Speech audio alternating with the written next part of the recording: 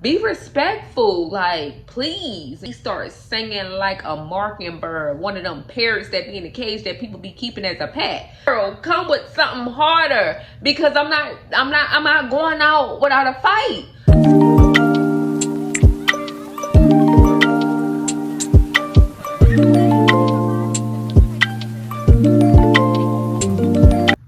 Hello everyone, and welcome back to the channel. Today we have another story time off the episode for my man.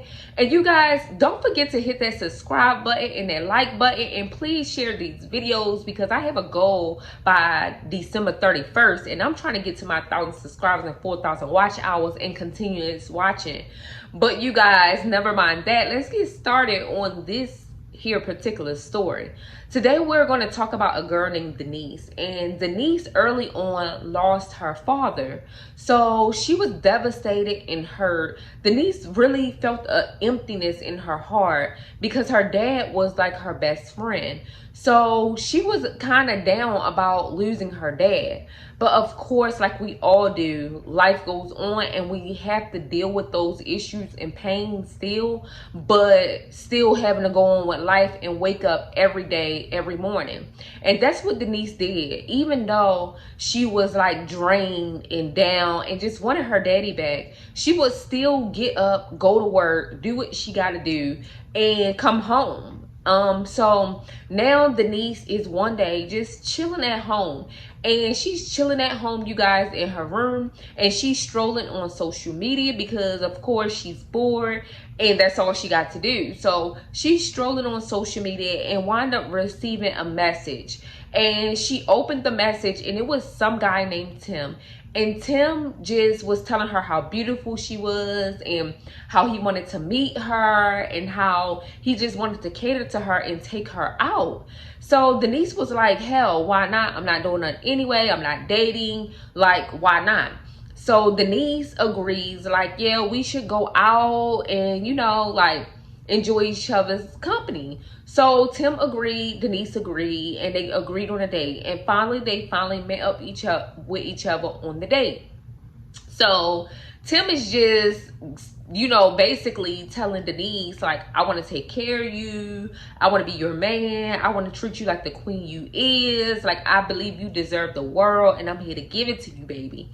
And he goes on to say, but I got to get a job first.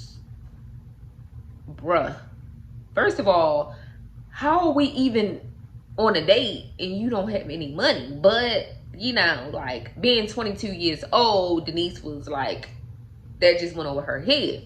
So she was like loving what he was selling and wanted to buy it. So Denise was like, okay. So they finally was like, let's get to know each other. I believe you can help me as I can help you. Now, I don't know how he can help you, baby, because he don't have a job. What is he going to help you with other than spending time with you? Like you got bills. I mean, but Denise looked over that again. And so basically she eventually asked him to move in with her and her roommate Natasha. Now mind you, Natasha didn't mind roommating with Denise. They had a good bond. They got along. Like they just had a whole process. Now Denise brings Tim to move in with her and Natasha, and they start being like loud, rowdy, always carrying noise. Like the neighbors can even hear them. Like it just be, you know, it started to become disrespectful to Natasha. So Natasha speaks up about it to Denise, and she like, girl, like, y'all gotta calm down. Like, I was okay with him moving in and you still paying your half, but be respectful, like, please. And Denise understood and apologized. So she basically just, you know, went on her merry little way because she knew that Denise understood. So at this point, one day, they was chilling. Denise and Tim was just chilling. And Tim was like, shit, I want some weed. And Denise was like, you know what? I got a friend that knows somebody. And so she called her friend Denise like, hey sis, my man want some weed. He want to roll up. He want to smoke a blunt. Like, we need your connections. And Denise was like, I'm the girl, like, I know somebody. So she was like, come and scoop me up. And Denise was like, all right. So she told Tim, let's go scoop up my girl Denise. She knows somebody. So meanwhile, over there about to pick up Gina or whatever, like they having a plan. Like Denise and Tim like planning on robbing old boy and taking what they want to take. And keep in mind, Gina doesn't know this. So they get over there, pick up Gina in the car with them, and Gina telling them how to get to Curtis's house. So now they arrive at Curtis's house. Curtis invite them in, and Tim and Curtis doing the exchange while the girls are standing there. And Tim act like he's interested in what Curtis is watching, which is a game. And Tim was like, wait, bro, you watching the game? Who winning? And Curtis was like, yeah, the Seahawks, bruh. And he was like, oh, you be watching the game? And Tim was like, yeah, is it all right if we stay here and chill, smoke this loud over here? And so Curtis was a nice guy. So he was like, sure, shit, I don't mind. So they all sat down and started chilling. And all of a sudden, Tim, like, he didn't even give, like, Denise no, like, let's go, let's do it now type stuff. He hurry up and pick up an empty beer bottle and hit Curtis in the back of the head with it. Now, as he falls to the ground, Tim stands up over him and start, like, hitting him. And Curtis ain't no bitch, so Curtis turns him over and start, wham, like, choking him, like, Tim hanging in there. But Curtis got all the power. Curtis fucking him up. Curtis like, nigga, you ain't gonna fuck me up in my own shit, nigga. No, this ain't gonna happen. And Curtis like, like Curtis tearing Tim ass up to the point where he goes, Denise, I need your help. Help me, Denise. So Denise looking around like trying to find stuff, and she finds like a toolbox and bring it over to, you know, Tim. And Tim like still fighting for his life because Tim get his ass beat by Curtis. And Denise or whatever picks up the toolbox and bam it into the back of Curtis' head, baby. And Curtis like, girl, come with something harder because I'm not going out without a fight.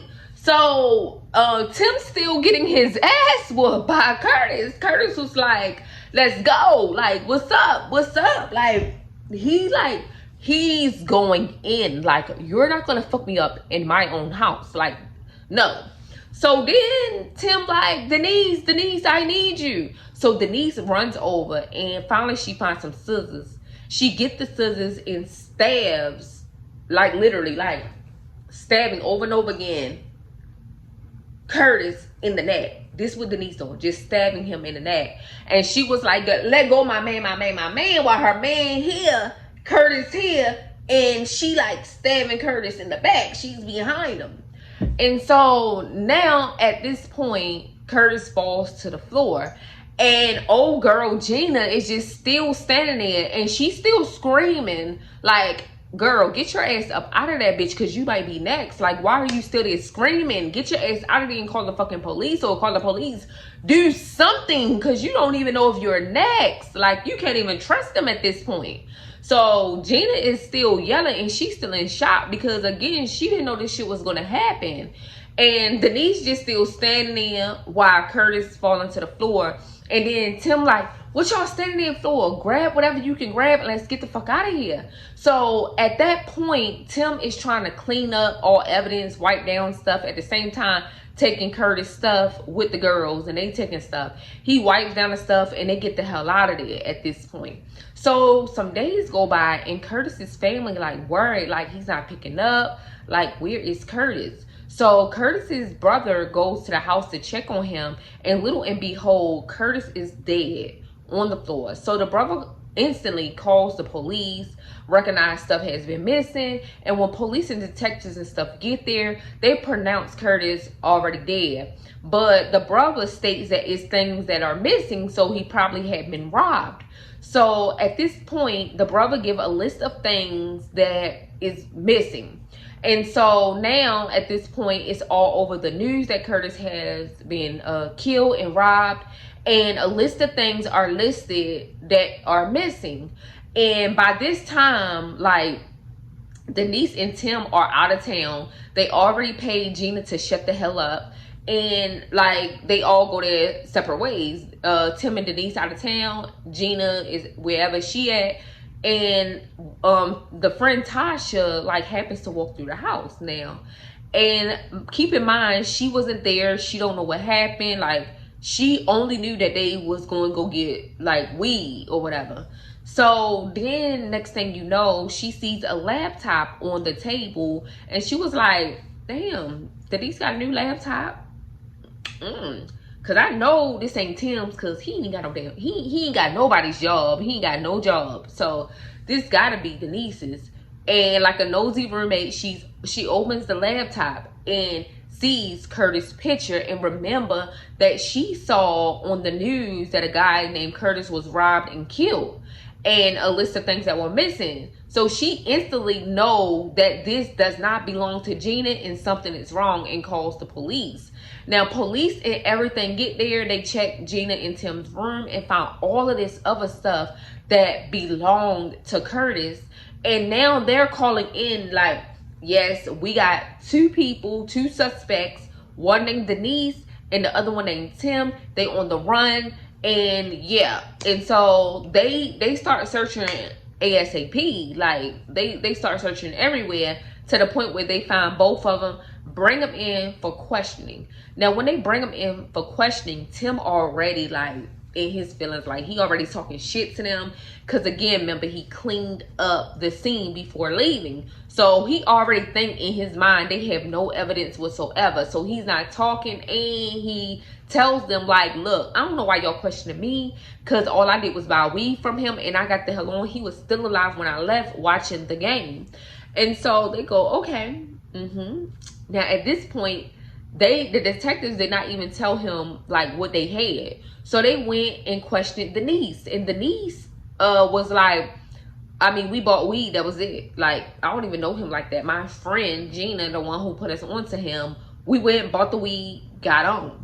So then the police was like, you know what, that sounds like a good story, but we found all of Curtis's stuff in your room in your apartment.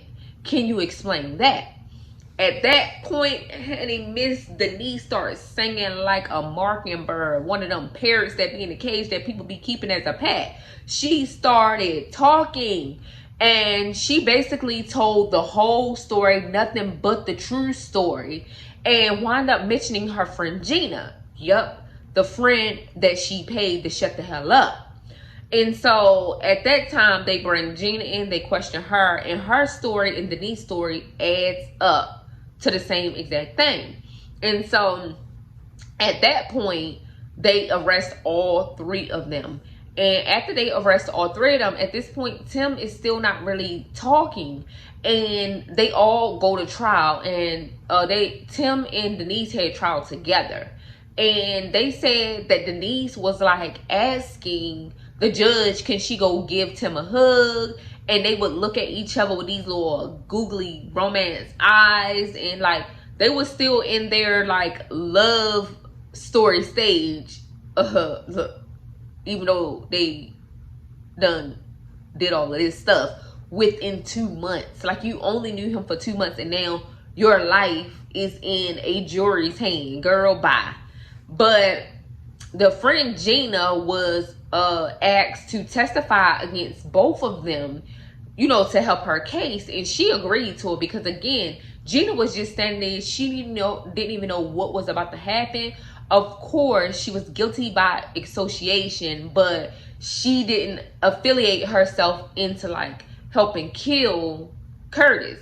So she agrees to testify, and she testified against the both of them dummies. And she wound up testifying against them, and in her mind, she was like, it ain't for my friend, my friends, for myself. And Gina got off, like literally. Gina got off because she testified against Denise and Tim. So she didn't do any time.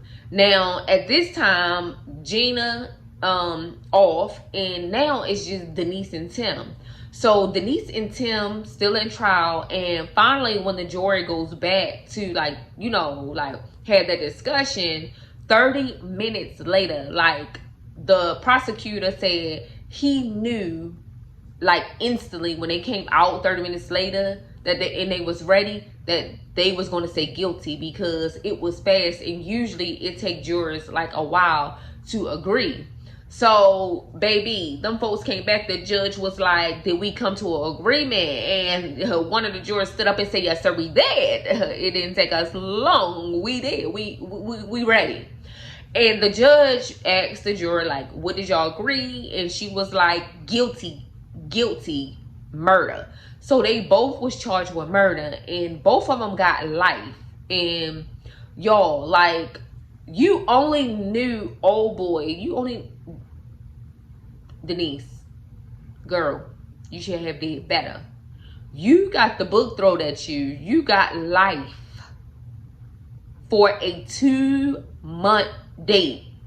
Like, y'all was together for only 2 months. 2 months. 2 months. But again, she was 22 years old, and she was looking for love in all the wrong places, and wound up finding broke Tim. So the moral of the story is, yeah, find love within yourself first, and run when somebody tell you that they want to take care of you, that they want to treat you like the princess that you are, but don't even have the means to even do so. You know, eventually y'all gonna be up to no goddamn good together. But you guys, don't forget to like, comment, and definitely subscribe. Enjoying the family fun story times, you guys. And remember that these names are not the actual names that were used in the story, or, you know, for that matter, was not you. These are not the actual people. I just made up names. But you guys, I hope that you join this family over here. We have nothing but fun. So yeah, peace.